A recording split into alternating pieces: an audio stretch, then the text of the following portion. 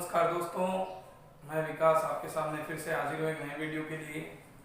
आज का हमारा टॉपिक आरबीएसई और सीबीएसई की क्लास वाले विद्यार्थियों के लिए, जिसमें मैंने पहले वीडियो में पार्टनरशिप के बारे में इंट्रोडक्शन और उसके फीचर्स के बारे में बताया था।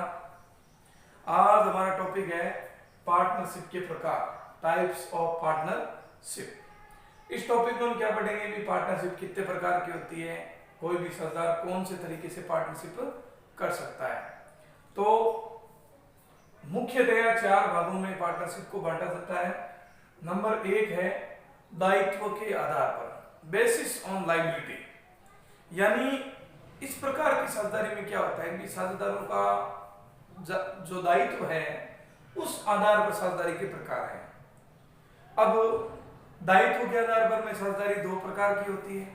नंबर 1 है लिमिटेड लायबिलिटी पार्टनरशिप और नंबर 2 है अनलिमिटेड लायबिलिटी पार्टनरशिप, यानी सीमित साझेदारी और असीमित साझेदारी। अब देखिए, सीमित साझेदारी में क्या होता है, इसे हम शॉर्ट में LLP के नाम से भी जानते हैं, यानी लिमिटेड लायबिलिटी पार्टनरशिप, और ये हो गई अपनी unlimited liability partnership. Unlimited liability partnership. अब देखिए, लिमिटेड लायबिलिटी पार्टनरशिप में क्या होता है कि वो साझेदारी जिसमें साझेदारों का जो दायित्व होता है, जो लायबिलिटी होती है, उनके द्वारा लगाई गई कैपिटल की राशि तक ही सीमित होती है। यानी जो साझेदार जितनी कैपिटल इंट्रोड्यूस करता है उस राशि तक ही उसका नुकसान हो सकता है, उस राशि तक ही उसकी लायबिलिटी हो सकती है। उससे ज्यादा 1 रुपया भी उसकी लायबिलिटी नहीं होती, वो होती है लिमिटेड लायबिलिटी पार्टनरशिप। यानी जैसे मान लीजिए ये एक एक्स पार्टनर है, इसने मान लीजिए 50,000 रुपए की कैपिटल इंट्रोड्यूस की, यानी एक्स नाम के पार्टनर ने 50,000 की कैपिटल इंट्रोड्यूस की, और मान लीजिए ये लिमिटेड लायबिलिटी पार्टनरशिप का पार्टनर है, तो ये एक्स जो है अपना जो मैक्सिमम लायबिलिटी इसकी 50,000 तक है। यानी इसने अपने बिजनेस में 50,000 रुपए कैपिटल इंट्रोड्यूस कर दी, तो उसका मैक्सिमम जो लॉस हो सकता है वो 50,000 रुपए ही हो सकता है।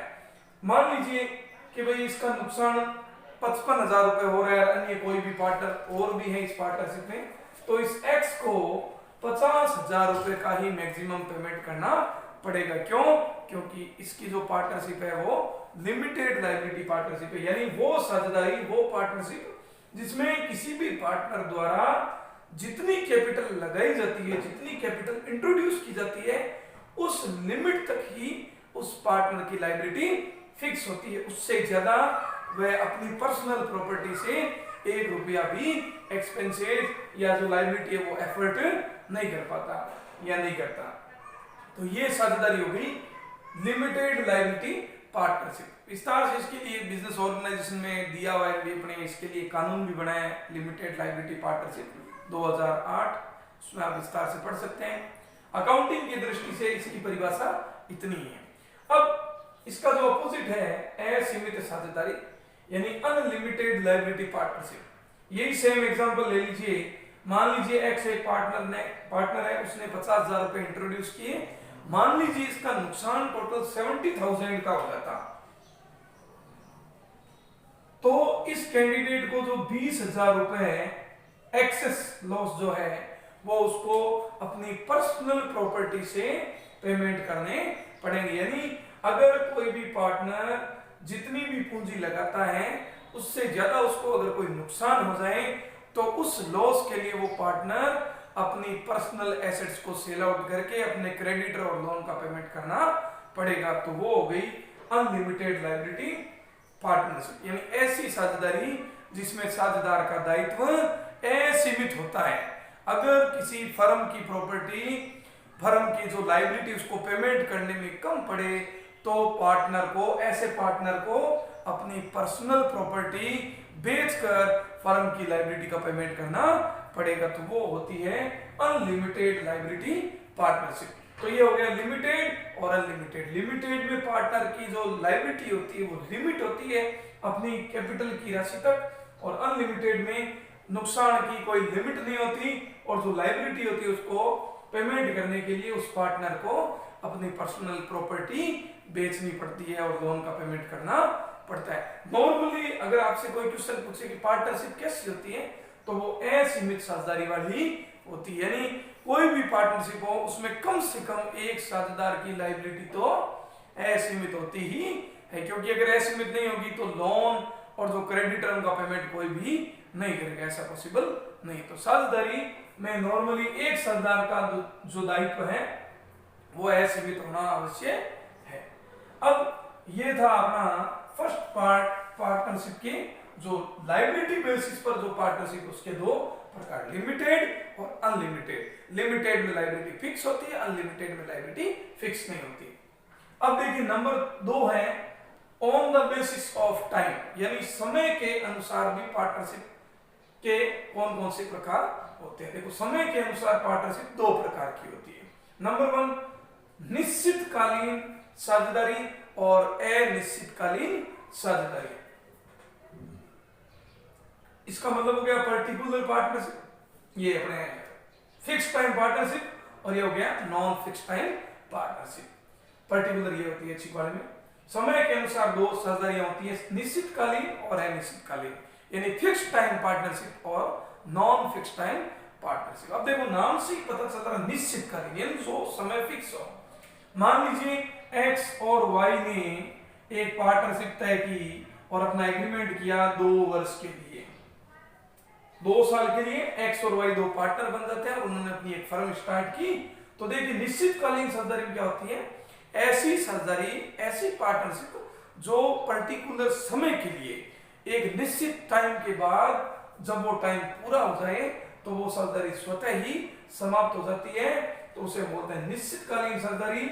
और जिस साझेदारी में टाइम की कोई लिमिट्स नहीं होती, यानी अनलिमिटेड टाइम के लिए चलती रहती है, यानी चाहे वो 1 दिन भी चल जाए, चाहे वो 10 साल भी चल जाए, तो वो अनिश्चितकालीन साझेदारी होती है। इसमें समय की कोई भी सीमा तय नहीं होती, वो पार्टनर की आपस में जो डील होती है उसमें समय का कोई रोल नहीं होता, उन पार्टनर के इच्छा अनुसार वो चलती रहती है, वो होती है अनिश्चितकालीन, और जिसमें समय 2 साल, 3 साल, 10 महीने, 6 महीने, 2 मंथ, 1 सप्ताह के लिए भी हो सकती है, और वो समय जैसे ही खत्म हुआ पार्टनर्स अपना अपना हिसाब करके उस साझेदारी को डिसॉल्व कर देते, समाप्त कर देते। समय वाले में निश्चित और अनिश्चितकालीन 2 प्रकार की साझेदारी होगी, जिसमें समय निश्चित होता है, निश्चित समय के बाद साझेदारी स्वतः ही समाप्त हो जाती है, वो होती है निश्चितकालीन, और जिसमें समय की कोई लिमिट नहीं होती, अनलिमिटेड टाइम के लिए होती है, जिसमें अनलिमिटेड टाइम का मतलब कितना भी समय हो सकता है। अब तीसरा जो पॉइंट है उद्देश्य के अनुसार पार्टनरशिप, यानी पार्टनरशिप बेसिस ऑन ऑब्जेक्ट्स, ऐसी साझेदारी जो उद्देश्य के आधार पर, किसी पर्टिकुलर उद्देश्य के आधार पर तय की जाती है। तो उसमें 2 प्रकार बताए गए, ऐच्छिक साझेदारी और एक है विशेष साझेदारी। इसे बोलते हैं पार्टनरशिप एट विल और पर्टिकुलर पार्टनरशिप। अब देखिए ऐच्छिक साझेदारी में क्या होता है, यानी वो साझेदारी जिसमें समय के समाप्त होने के बाद भी पार्टनरशिप कंटिन्यू चलती रहती है। जैसे मान लीजिए 2 पार्टनर थे एक्स वाई, इन्होंने 2 साल के लिए पार्टनरशिप तय की और 2 साल पूरे हो गए, फिर भी वो पार्टनरशिप कंटिन्यू चलती, अरे यानी समय समाप्त होने के बावजूद भी उन पार्टनर ने अपना जो बिजनेस है वो कंटिन्यू रखा, तो वो होती है ऐच्छिक साझेदारी। या यूं कह सकते हैं जो साझेदारी पार्टनर्स की इच्छा पर समाप्त होती है उसे हम ऐच्छिक साझेदारी कहते हैं। अब है विशेष साझेदारी, पर्टिकुलर पार्टनरशिप, ऐसी साझेदारी जिसमें किसी विशेष उद्देश्य को आधार मानकर साझेदारी तय की जाती है, उसे हम विशेष साझेदारी कहते हैं। यानी जैसे मान लीजिए एक्स और वाई 2 पार्टनर हैं, इन्होंने क्या किया कि कोई एक रोड बनाने का एक कॉन्ट्रैक्ट किया,